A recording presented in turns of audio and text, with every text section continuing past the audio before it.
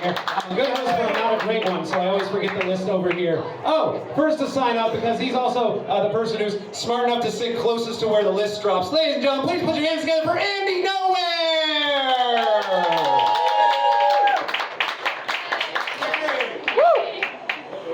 My name is Andy Nowhere, and my mom is dead.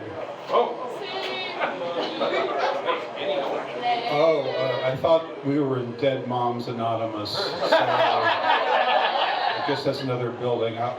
Can I give you the rest of my spiel anyway? I won't be long.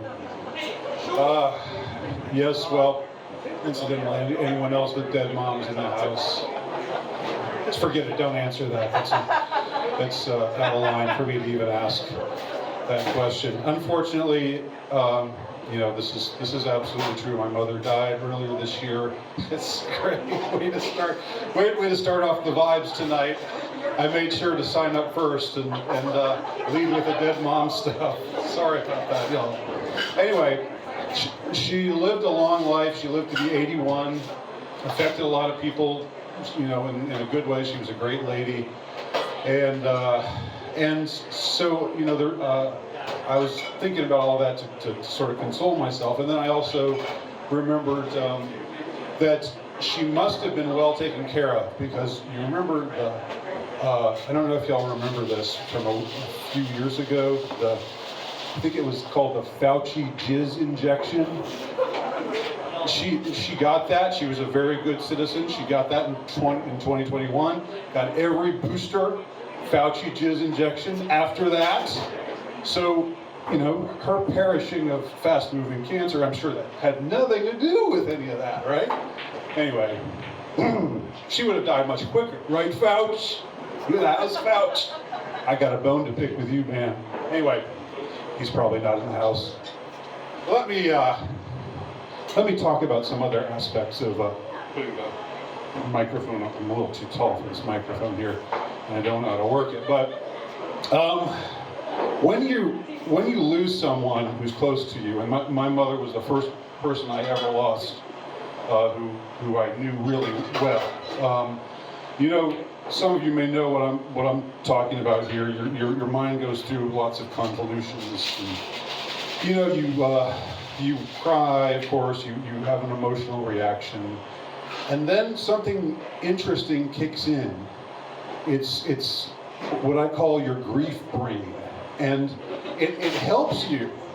It's there to help you, and you start thinking the craziest things, but they're not really that crazy. It's just sort of like, you look at it in a slightly different perspective, and you think to yourself, yeah, this isn't so bad.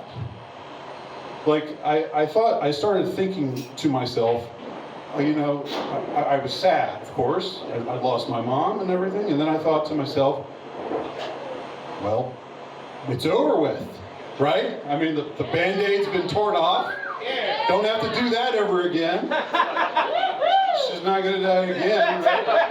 And then I started thinking about my friends, people who were, being very nice and saying they would pray for me and stuff like that, and I appreciated it.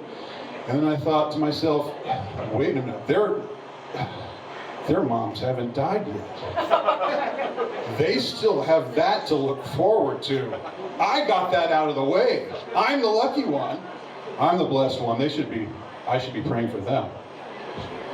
But those are the kind of weird thoughts, the kind of things that your grief brain does for you. And it's all a part of the coping mechanism. It's how you cope. Now, I just want to say one more thing, and that's about this word cope. I have two kids who are in the Zoomer demographic, and I've nothing against probably lots of Z people out there right now. I'm very clearly not.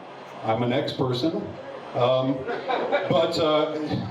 I'm nothing against Zoomers at all, but one thing against Zoomers is what they've done with that word cope.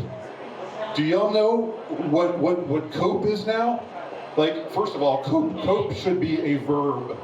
I'm an English teacher, or I was, And once an English teacher, always an English teacher. It's just sort of like a Marine, Semper Fi. So I'm not currently employed, but I still, when they take a word that's a verb, it's a verb. I cope, you cope, we cope, everybody copes, and they make it into a noun. They say, oh, no, that's cope, that's just cope. Oh, nice cope, man.